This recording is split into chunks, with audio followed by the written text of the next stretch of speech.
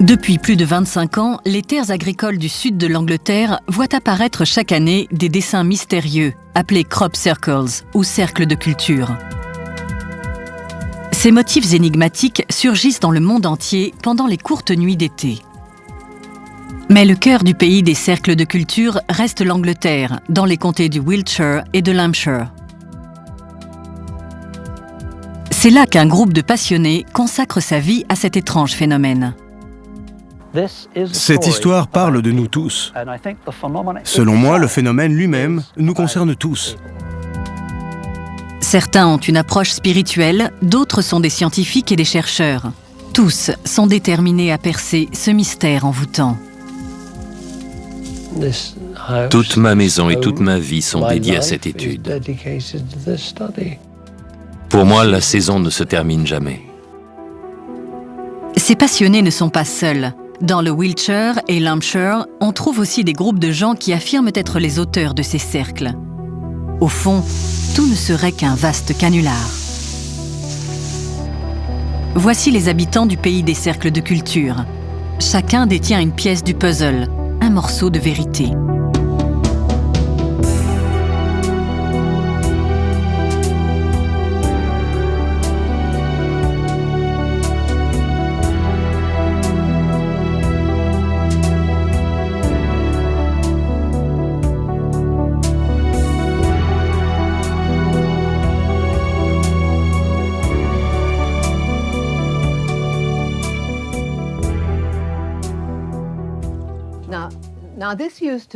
Autrefois, c'était ma salle à manger. Voici ce qui arrive quand vous vous prenez de passion pour quelque chose. Ça envahit tout. Non seulement vos pensées, mais aussi votre maison. Depuis 1990, Lucy Pringle étudie et photographie les centaines de cercles de culture qui sont apparus dans le sud de l'Angleterre. J'ai des tonnes d'archives. Nous sommes à la fin du mois de mai 2001. Le premier cercle de culture de la saison vient enfin d'apparaître, avec près d'un mois de retard, tout près de chez Lucy, dans le comté de l'Hampshire. L'Hampshire a été le berceau de cercles de culture pendant les années 1980. Cela me semble normal qu'après tous les problèmes terribles que nous avons eus avec la fièvre afteuse, les cercles reviennent là où tout a commencé.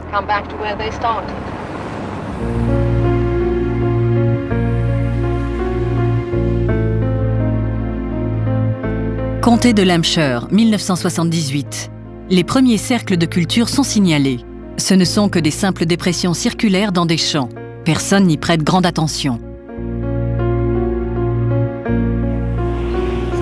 Ce n'est qu'en 1980 que des recherches sérieuses sont entamées par le docteur Terence Midden, météorologue et physicien. Quelle que soit la cause de tout cela, ça se passe dans l'atmosphère au-dessus des champs. Midden est persuadé que certaines de ces formations peuvent être expliquées par des anomalies météorologiques appelées vortex de plasma. C'est un terme scientifique qui peut sembler grandiloquent, mais au fond, ce n'est qu'un tourbillon qui se forme dans l'air sous l'impulsion d'événements naturels. Certains scientifiques ont pu montrer qu'un tel vortex pouvait s'affaisser. Cette explication, bien que scientifiquement valide, ne peut s'appliquer qu'aux formations les plus rudimentaires. Dans les cas des cercles de culture très simples, formés naturellement, on a toutes les raisons de penser qu'ils ont été formés par un vortex tourbillonnant. En 1981, Midden est rejoint par Pat Delgado, ingénieur électronicien.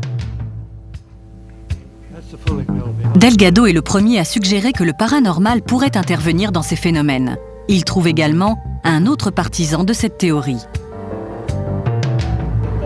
Aujourd'hui, Colin Andrews fait autorité dans le monde entier en matière de cercles de culture. Et pourtant, cette passion lui est venue par hasard. C'était un jour comme les autres. Je roulais sur cette route. En sortant de ce bosquet, j'ai regardé sur la gauche et c'était là. J'ai vu 5 cercles parfaits formant une croix. Et là, ma vie a basculé. C'était très étrange. À l'époque, j'étais haut fonctionnaire dans le gouvernement britannique et je passais sur une route que je connaissais bien. Il m'a fallu 20 minutes pour arriver jusqu'au cercle. Et je peux vous assurer que les seules traces de pas dans le champ étaient les miennes. On ne voyait rien du tout. Aucun point de compression, aucune tige abîmée, aucune empreinte. Je ne saurais pas l'expliquer, mais j'ai ressenti un pincement dans le ventre. Quelque chose a cliqué. C'était comme si on me disait, voilà, c'est ton boulot. Et aujourd'hui encore, c'est mon boulot.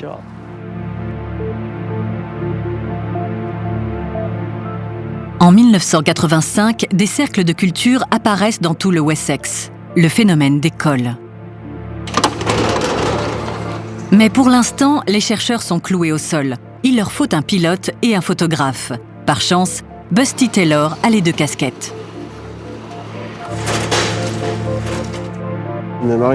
Dans les années 1990, on voyait apparaître 3, 4 ou 5 formations différentes dans la nuit. Alors qu'au milieu de l'été, l'obscurité ne dure qu'environ 4 heures. Certaines de ces formations n'étaient pas faites par la main de l'homme. Avec l'arrivée de Busty, le noyau dur des passionnés des cercles de culture, les chercheurs, comme on dit, est sur pied. Serrez-vous la main. On était tous amis. On s'entendait bien, on se voyait parfois tous les jours, ce qui n'était pas du goût de nos familles. Ça prenait de l'ampleur. Chaque jour, ça occupait plus de place dans nos vies. Le deuxième cercle change de flux directionnel. En 1989, avec la publication de Circular Evidence, le best-seller d'Andrews et Delgado, le monde entier apprend l'existence des cercles de culture. Et les champs ne seront plus jamais déserts.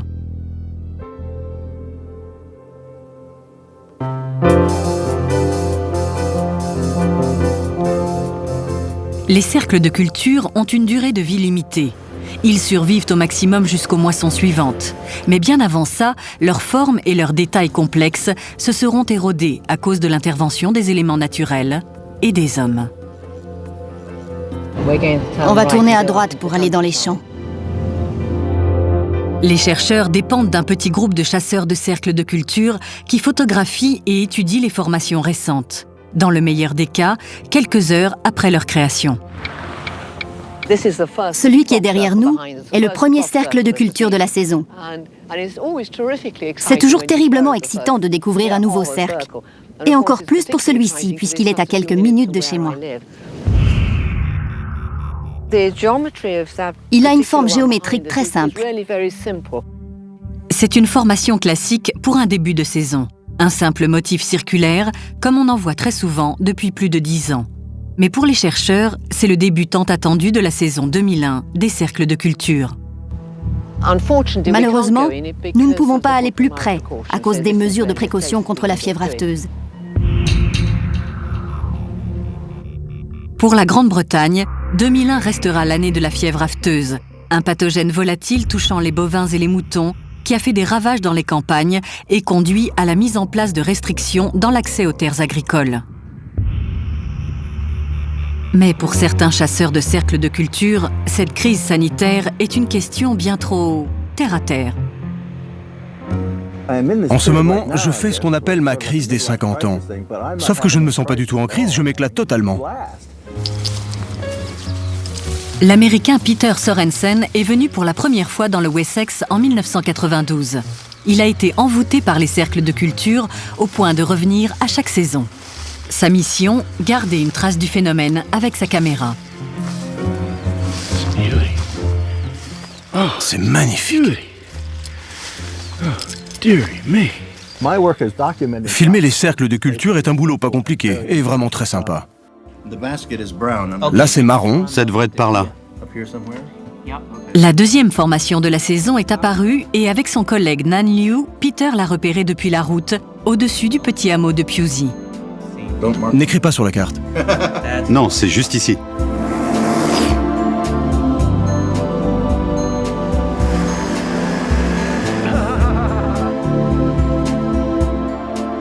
Le paysage vallonné présente une nouvelle formation et Peter est le premier à la filmer depuis les airs. C'est un super boulot et il faut bien que quelqu'un le fasse. Comme souvent en début de saison, c'est un simple cercle et une petite déception pour la communauté des passionnés. Mais leur frustration est de courte durée. Une semaine plus tard, une nouvelle formation surgit dans un endroit bien connu, au pied d'un château fort de l'âge du fer, Barbury Castle. Les premiers chasseurs de cercles sur place sont Charles et Frances Mallet. Avec Kieran, le fils de Frances, cette famille traque les nouvelles formations durant tout l'été.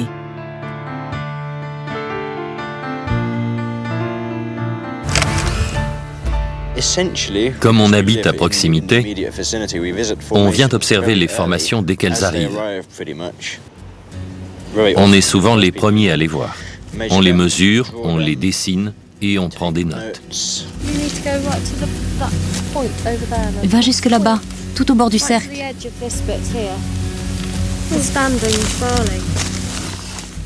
Tu es au bord? C'est la 3e formation de l'année, mais elle a déjà 2 jours. C'est de l'orge encore très jeune. Voilà pourquoi il se redresse au bout de 2 jours. En l'espace de quelques jours, le motif peut entièrement disparaître. Il faut les observer immédiatement, c'est un spectacle incroyable. Les plus belles formations sont toujours dans les champs d'orge. La forme géométrique est belle. Au sol, ça fait un peu fouillis, mais je suis sûr que vu du ciel, ça rend vraiment bien. Avec le premier motif complexe de l'année, la saison 2001 est enfin ouverte.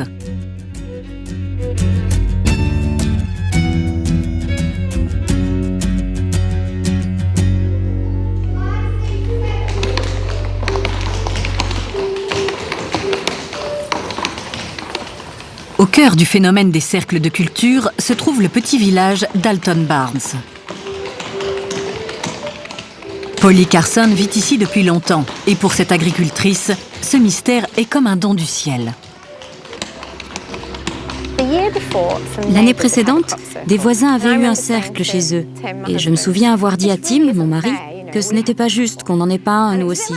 On a envie d'être comme tout le monde. Les autres en avaient un, pourquoi pas nous? Et puis, 2 ou 3 semaines plus tard, on en a eu un grand.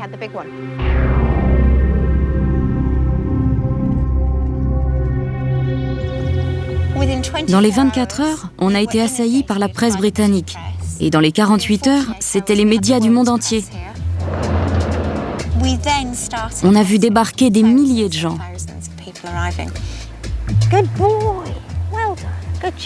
Aux yeux de Polly, cette apparition sur ces terres n'est pas un accident. Quand c'est arrivé, c'était comme si j'avais Stonehenge chez moi. Je ne pouvais pas empêcher les gens de voir ça. Ça n'aurait pas été juste, ça appartenait à tout le monde. Je sais que beaucoup d'agriculteurs ne sont pas de cet avis. C'est peut-être pour ça que c'est venu ici.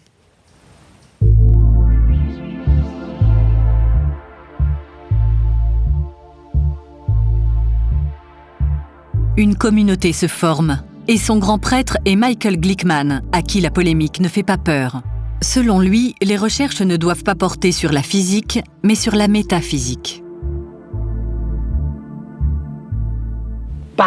D'un coup, en juillet 1990, le premier pictogramme linéaire est apparu sur les terres de Polly Carson.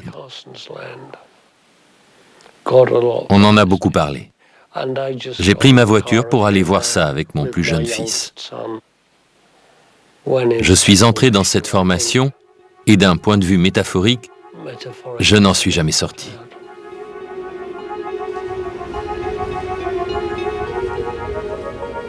En pénétrant à l'intérieur, on se retrouvait ailleurs. Ce n'était plus la planète Terre. On avait les pieds bien plantés dans le sol.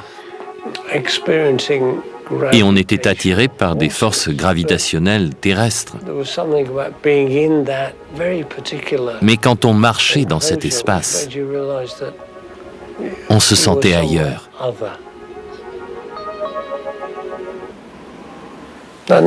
Ça a suffi. J'avais le virus, j'étais foutu. Désormais, c'était toute ma vie.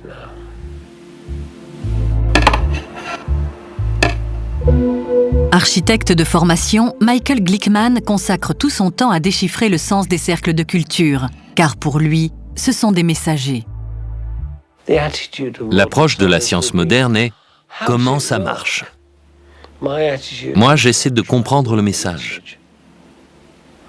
Et 11 ans plus tard, j'en suis persuadé, ça me semble toujours la chose à faire.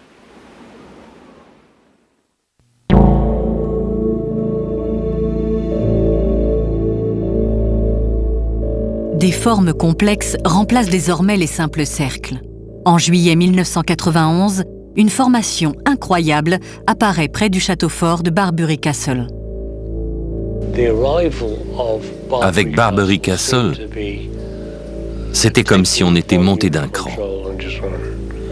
On était sidéré, totalement sidéré.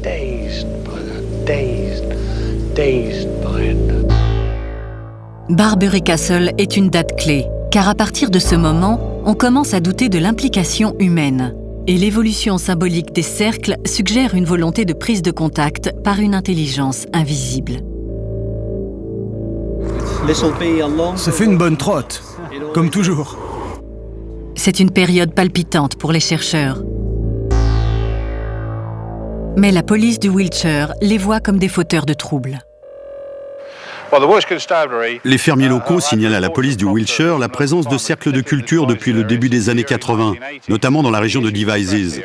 Tracer ces cercles est illégal, mais nous n'enquêtons que lorsque les fermiers font une déposition officielle sur les dégâts constatés. L'année dernière, non loin de Devizes, nous avons saisi du matériel pour faire des cercles et Matthew Williams, qui réside dans le coin, a été arrêté et traduit en justice. Il a écopé d'une amende pour dédommager le fermier en question.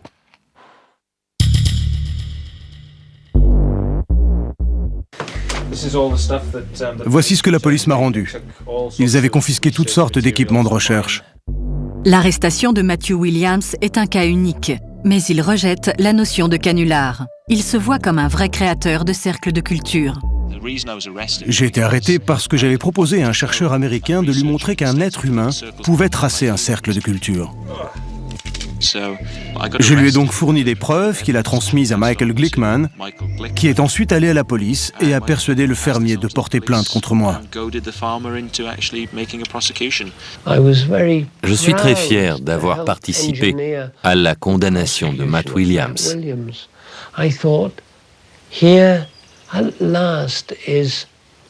On tenait enfin quelque chose de tangible, la preuve d'un canular. Mais pas du tout. Ici, c'est mon jardin. J'ai donc légalement le droit de faire ça.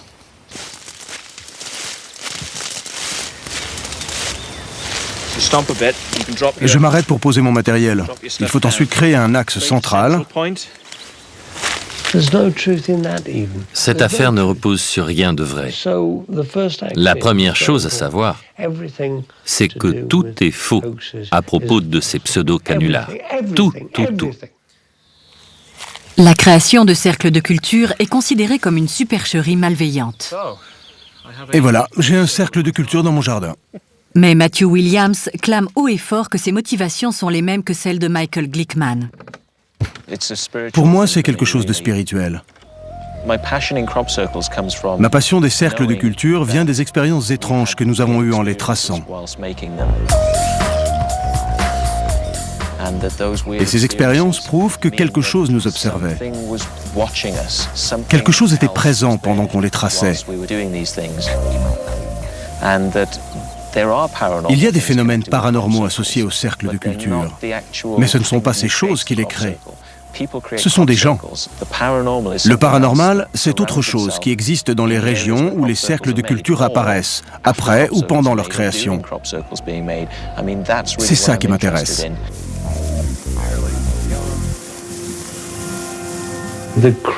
Ça devient n'importe quoi. Du délire. Et tout remonte à Doug et Dave. Tout a commencé avec ce premier mensonge lamentable.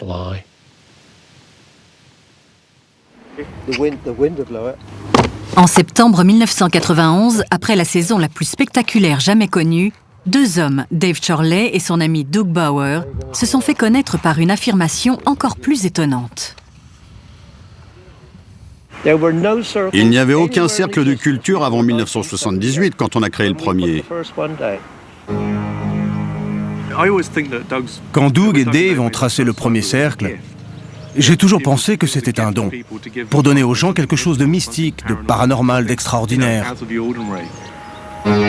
John Lundberg, un artiste basé à Londres, prétend perpétuer la tradition de création de cercles inaugurée par Doug. Ce qui est formidable, c'est à quel point c'est simple. Il suffit de faire le premier cercle, et après ça fait boule de neige. Bower affirme que ce n'était qu'une plaisanterie.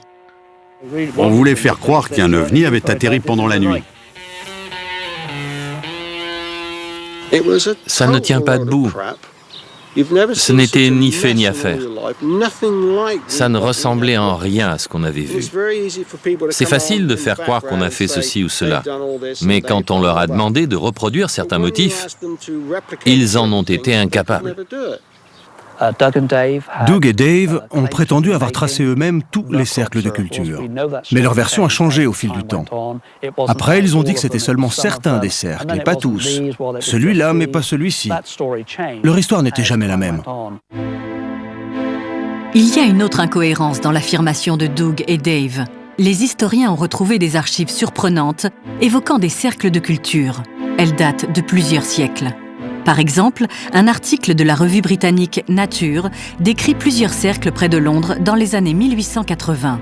Certains documents remontent au XVIIe siècle, quand on croyait que les cercles de culture étaient l'œuvre de démons. Malheureusement, ces preuves sont arrivées trop tard pour convaincre l'opinion publique.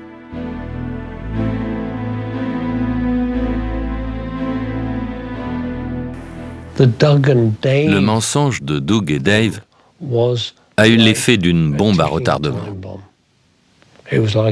comme un virus qui allait infecter le corps de la communauté des cercles de culture jusqu'à le détruire presque complètement. Et 10 ans plus tard, nous payons toujours les pots cassés. Je ne peux pas montrer à la caméra certains motifs. Selon Matthew Williams, le virus du canular s'est en effet multiplié. Aujourd'hui, en 2001, il y a encore 7 équipes qui travaillent dans le Wiltshire. De nouvelles équipes se forment chaque année. De nouveaux créateurs arrivent en permanence sur place et exercent leur art.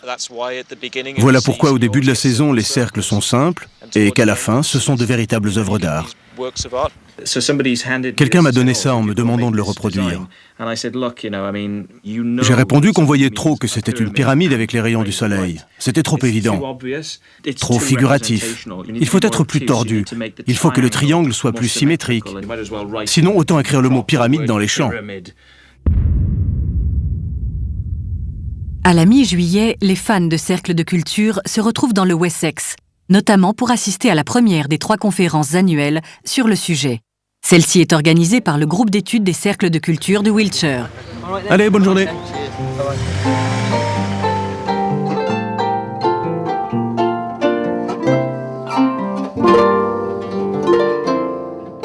Pour certains, ces conférences sont l'équivalent d'un pèlerinage spirituel. Beaucoup trouvent des réponses à leurs questions dans les interprétations ésotériques de l'organisatrice de la conférence, Francine Blake. Souvent, des journalistes m'appellent pour me dire « Parlez-moi des cercles de culture. Qu'est-ce que c'est? Qui les fait? Quelle est leur signification? Vous avez 2 minutes. » C'est un vaste sujet. Je ne sais pas d'où ça vient. Tout ce que je sais, c'est que ça émane d'un niveau de conscience très élevé et que ça interagit avec nous. Je sais que ça nous guide, que ça nous apprend des choses et nous ouvre des horizons. Et ces échanges peuvent prendre une tournure commerciale. Les conférences attirent aussi bien les chercheurs que les artistes. Pour certains, comme le photographe Steve Alexander, il n'est pas évident que les cercles de culture soient un jour décodés. Et d'ailleurs, il pense que c'est bien mieux ainsi. Pour lui, le défi consiste à saisir une énigme. C'est comme tout ce qui touche aux ovnis et au paranormal. Ces mystères ne sont pas résolus parce qu'ils ne sont pas censés l'être.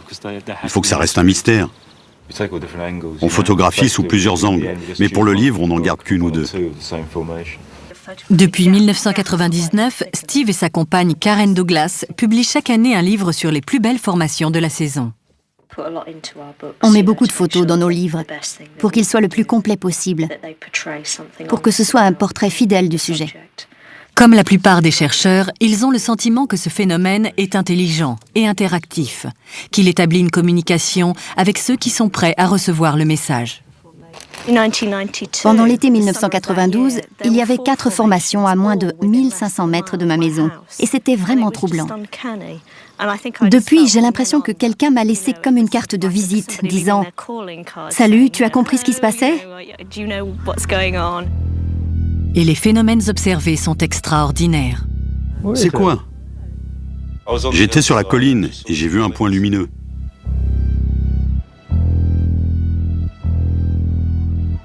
Et il a commencé à se déplacer dans le champ en clignotant.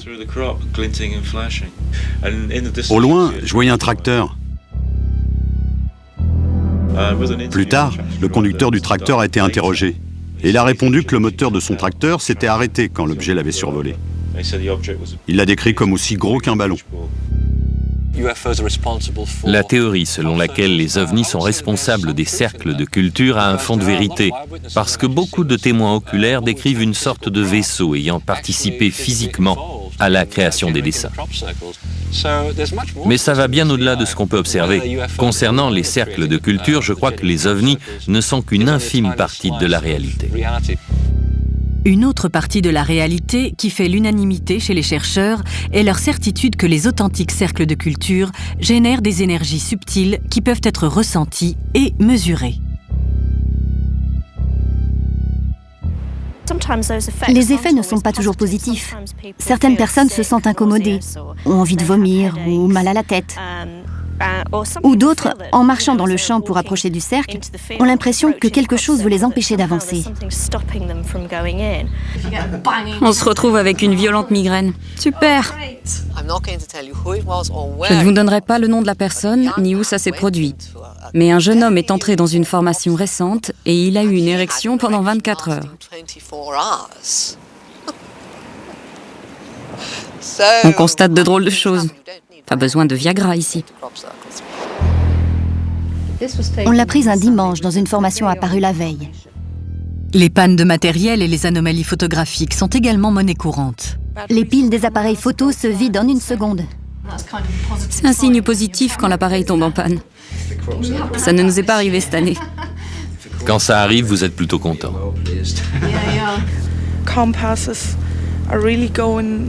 Les boussoles s'affolent et tournent dans tous les sens.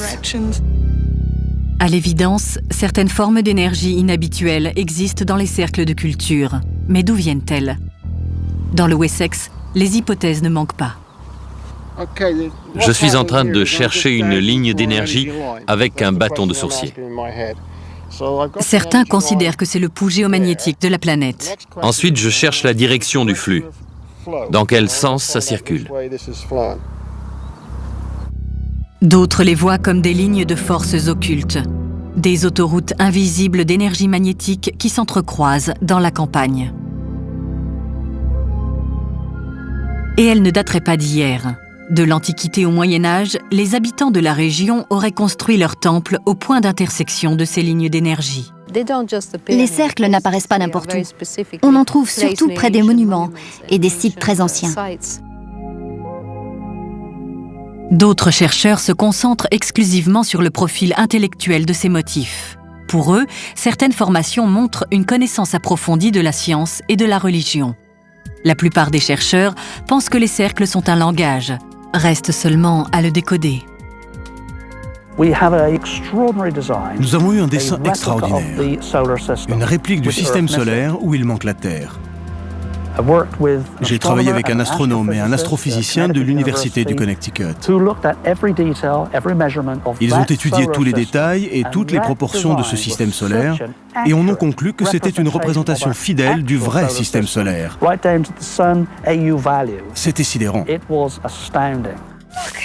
Regarde ça! C'est magnifique! Certains motifs sont si brillamment conçus et exécutés que cela défie l'entendement. En 1997, nous avons envoyé 2 dessins à 2 cabinets de géomètres. On leur a dit qu'on voulait tracer ces dessins dans des champs et on leur a demandé comment faire. L'un des cabinets a répondu qu'il faudrait déployer toute une équipe de géomètres pendant 7 à 8 jours. Il faudrait aussi des équipements reliés à des satellites et ça coûterait environ 7000 livres. Et ce, uniquement pour préparer le sol avant de faire le dessin.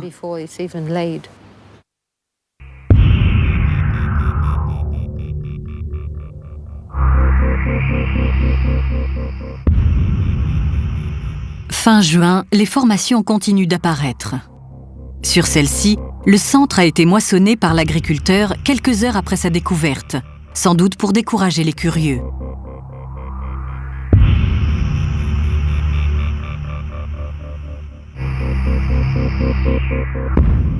11 juillet, plus au nord, dans le Cambridgeshire.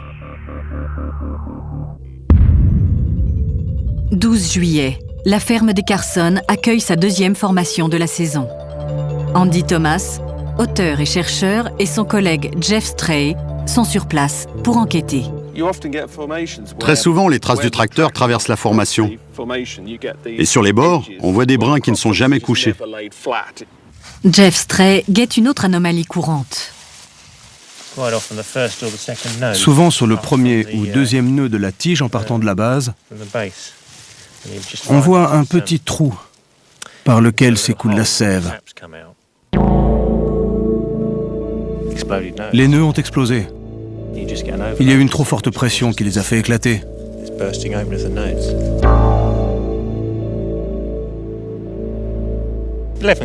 Levengood, qui est le biophysicien qui étudie ces nœuds, a une explication naturelle à ce phénomène.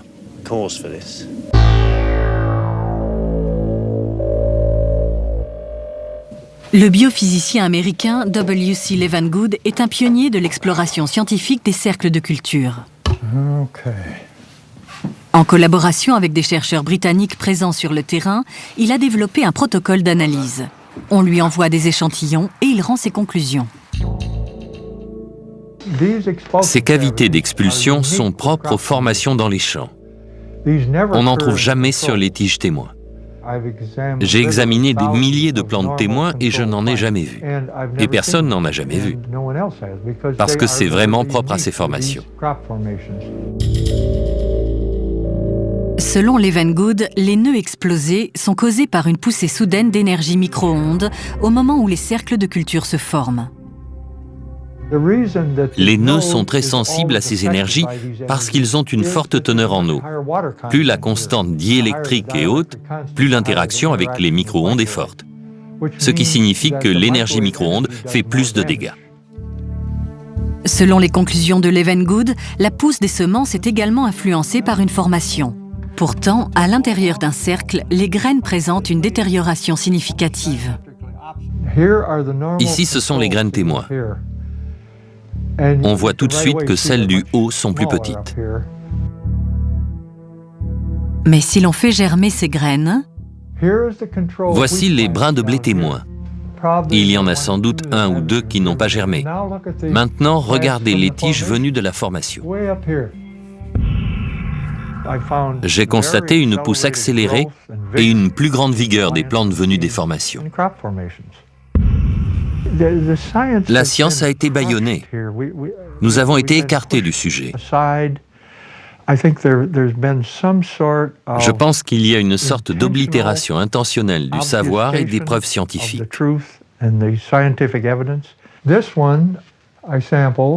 J'ai étudié des échantillons de celle-ci, mais je n'ai rien trouvé. Et puis 1 an plus tard, j'ai découvert que c'était l'œuvre d'un oblitérateur de savoir, comme je les appelle. C'était un canular.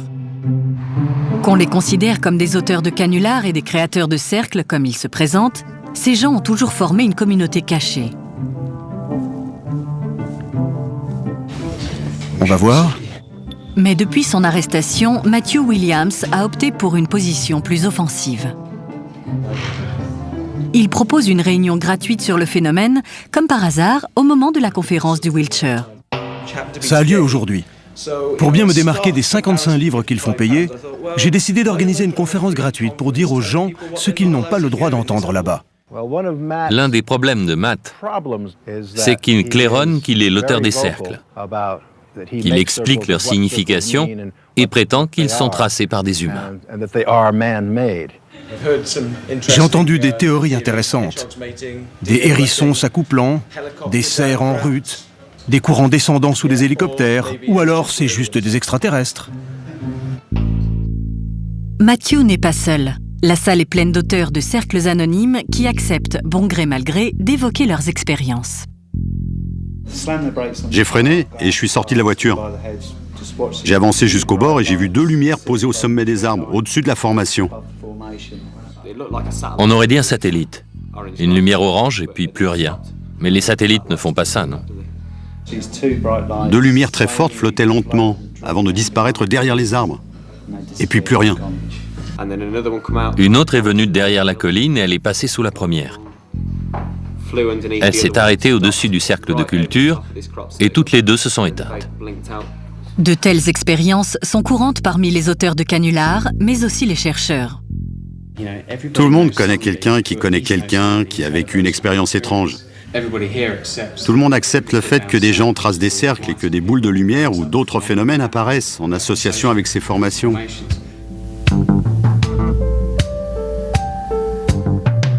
Certains des objets observés peuvent être une boule de feu créée par la foudre ou d'autres phénomènes naturels connus. Mais beaucoup se comportent de manière inexplicable. Quelle que soit leur origine, ces objets volants non identifiés sont associés au cercle de culture depuis toujours et sont une nouvelle preuve qu'il s'agit d'un phénomène authentique.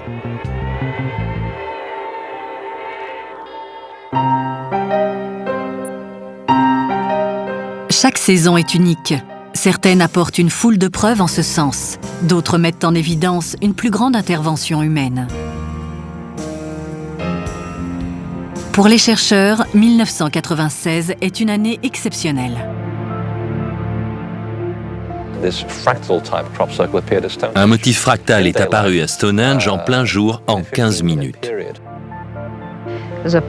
Un pilote a survolé la zone à 17h30 et il n'y avait rien.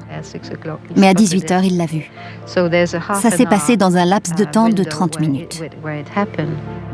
C'est une immense formation baptisée d'après un motif fractal dont le nom est Ensemble de Julia. Il est apparu pendant la journée sous l'œil attentif des gardiens de Stonehenge. Stonehenge est surveillé 24 heures sur 24. Des gardiens font des rondes en permanence. À chaque heure, ils passent près de la clôture, tout au bout. Et ils n'ont vu personne tracer un cercle de culture, alors qu'ils étaient sur place tout le temps. Donc, il est apparu instantanément. C'est une preuve incontestable, mais ce qui va suivre le sera plus encore.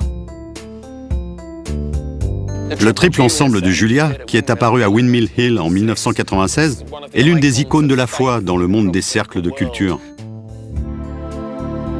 Il est composé de 194 cercles et son diamètre dépasse 150 mètres. Sa géométrie est si précise qu'on a du mal à croire que quelqu'un ait pu le concevoir. Et d'ailleurs, personne n'en a jamais revendiqué la paternité. Il est vraiment magnifique.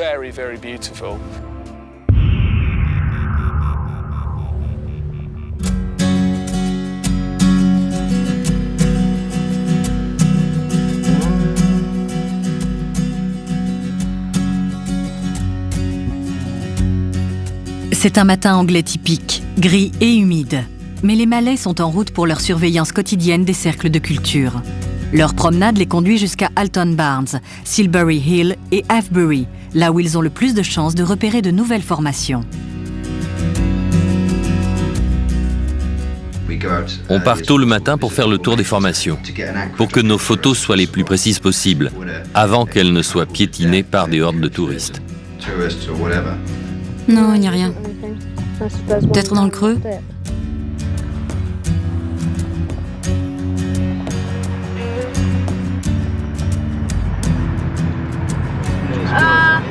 On en a une. Là-bas, regardez.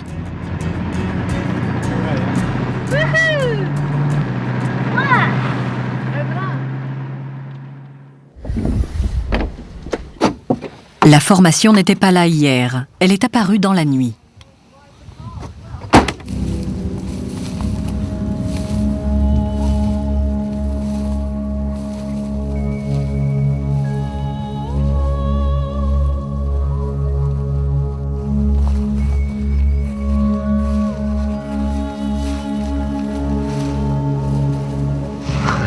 C'est plutôt louche.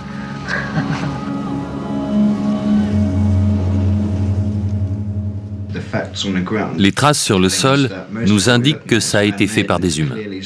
C'est très clair. Les années précédentes, ça n'arrivait jamais. On voit bien que quelqu'un a planté un pieu ici. On passe notre temps à reconnaître les vraies formations des fosses. C'est impossible à dessiner. Je vais le faire.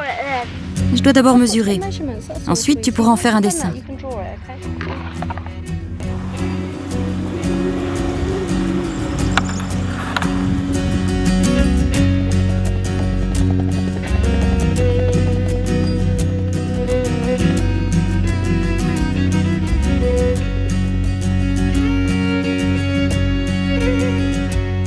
Regarde, il y a quelqu'un.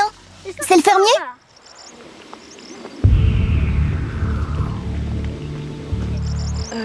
Et zut. Charlie, voilà le fermier. C'est pas grave. Ça va barder? Ça dépend qui c'est. C'est peut-être Monsieur Butler. Si c'est lui, ça ira. C'est mon champ. Personne n'a le droit d'y venir, d'accord? L'autre était dans votre champ aussi? Non, ce n'était pas mon champ, mais personne n'a le droit d'y aller non plus. Dites aux petits saligots qui font ces machins que si j'en attrape un, je lui casse les jambes. Depuis environ 10 ans, on a tout le temps des formations dans les champs vers cette époque de l'année. On n'est jamais content quand ça arrive. Cette année en particulier, on n'autorise personne à aller voir les formations de près à cause des problèmes de fièvre afteuse. On comprend le point de vue du fermier. Il ne sait rien de notre démarche. C'est effrayant pour les fermiers. Pour vous, c'est quoi? Du vandalisme? Les cercles sont tous faits par des gens? Je dirais que oui, en ce qui concerne au moins 90% d'entre eux.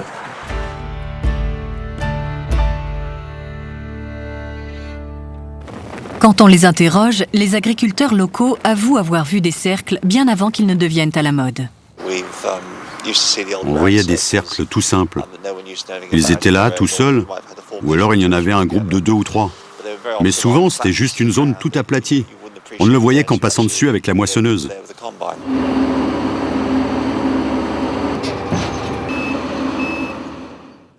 C'était les cercles d'origine. Et à partir de là, les gens se sont mis dans l'idée d'en faire eux-mêmes.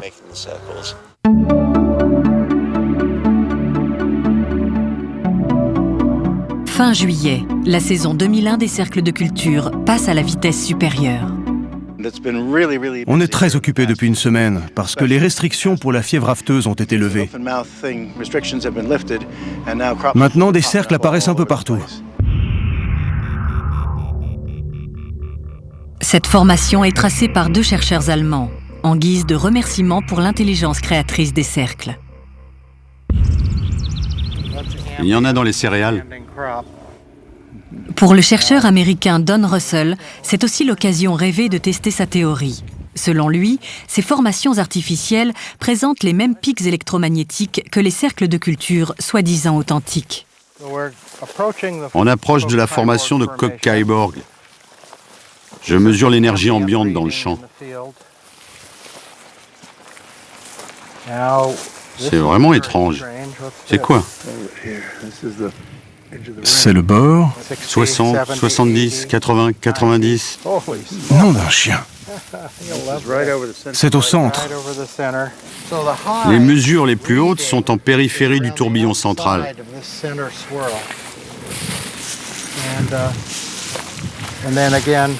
Ensuite, ça baisse. Encore une fois, une formation artificielle libère les mêmes énergies que les vrais cercles. Et ça remonte haut. Très intéressant. Elle a également suscité beaucoup de polémiques. Ils ont l'autorisation d'être là, le fermier est d'accord. Beaucoup de gens croient au canular et vous leur donnez du grain à moudre. Je crois qu'on fait ce qu'il y a à faire. On mène des recherches scientifiques. C'est une expérience contrôlée. Je comprends. Ce n'est pas aussi répréhensible que les canulars. Mais je crois que vous donnez des arguments à ceux qui pensent que des humains créent ces cercles, alors que le monde aurait bien besoin d'une énergie transcendantale. Ce ne sont pas des créations humaines. Ce n'est pas à notre niveau. Et ça vient d'un très haut niveau de conscience. Ça dépasse notre compréhension, nos connaissances. Ça, c'est difficile à accepter. Alors que des hommes qui feraient ça avec des planches, c'est facile à accepter, parce que ça cadre avec notre mode de pensée. Si les cercles de culture sont réels, ils sapent les fondations même de notre société. Notre science, notre religion, notre technologie, notre économie, notre sociologie. Et ça fait peur. Les créateurs de cercles sont diabolisés, ce qui ne rime à rien. Peut-être sont-ils des héros. Et il se pourrait que les croyants purs et durs soient des gens fascistes et dogmatiques qui créent tous les problèmes du monde.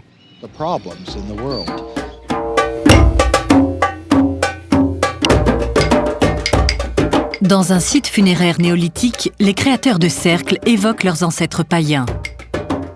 Celui qui incarne le mieux l'esprit païen de ces gens est peut-être Dan Darby. Avec sa femme et son enfant, il vit dans une péniche qui parcourt les canaux du Wiltshire. Dan Darby était un croyant.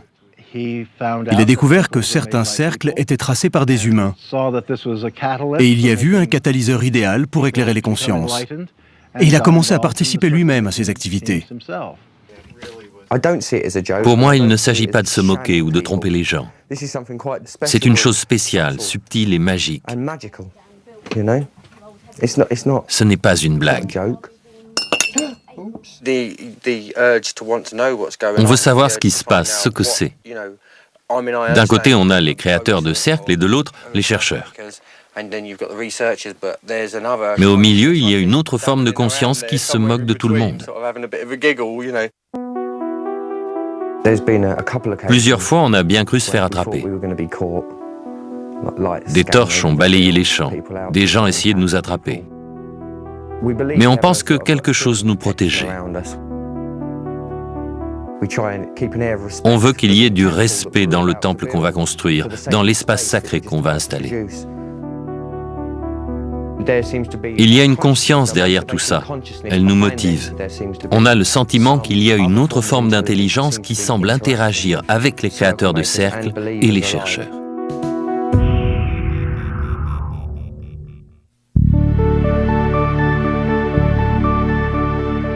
La saison 2001 a atteint son apogée, mais elle est loin d'être terminée.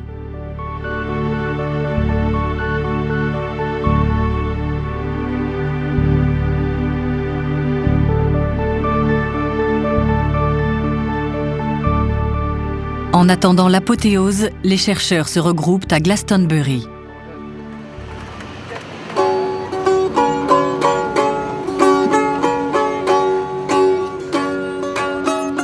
Glastonbury est la capitale spirituelle de l'Angleterre. Ici, les mythes antiques et la magie d'autrefois ont donné naissance à une philosophie New Age qui attire des touristes du monde entier. C'est ici que les chercheurs tiennent leur ultime conférence de l'année, la plus importante, le symposium de Glastonbury sur les cercles de culture. C'est une chanson sur les cercles de culture.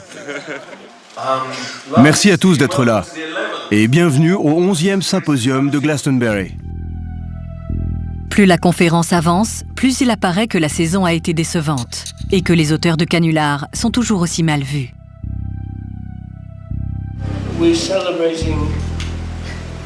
Nous célébrons un anniversaire très important. Le 10e anniversaire de Doug et Dave.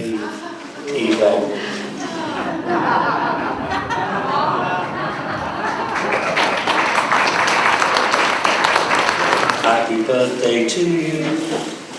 Happy birthday. Non. Il faut choisir ses mots. Joyeux anniversaire, Doug et Dave. Espèce de petits salopards dont les mensonges ont fait naître 10 années de contre-vérité. Bon anniversaire.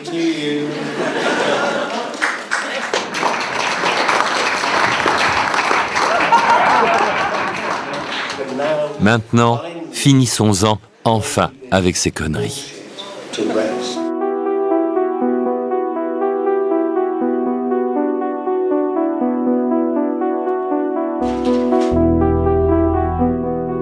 Malgré cette mauvaise humeur affichée, la conférence est un succès. Mais la saison 2001 n'est pas encore terminée. Les chercheurs et les sceptiques attendent avec impatience la dernière formation. Et ils ne sont pas déçus. C'était apparu dans la nuit du samedi. Cette nuit-là, j'étais dehors, alors je me souviens que la météo était exécrable. Il pleuvait des cordes, donc cette chose est arrivée en une nuit par mauvais temps.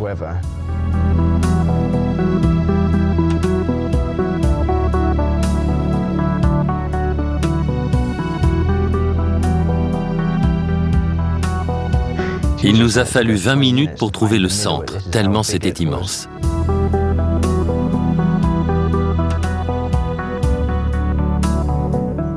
« 409 cercles. On en est tous restés bouche bée en pénétrant dans cette formation. On le considère comme le plus abouti de tous les cercles de culture, et pourtant, personne ne l'a revendiqué. D'ailleurs, le créateur de cercles, John Lundberg, a calculé que dans des conditions normales, il aurait fallu tracer chaque cercle en moins de 30 secondes. C'est tout simplement la plus grande formation jamais observée dans le monde, avec le plus grand nombre de cercles. Et c'est un motif époustouflant. C'est le point final spectaculaire d'une saison paresseuse et controversée.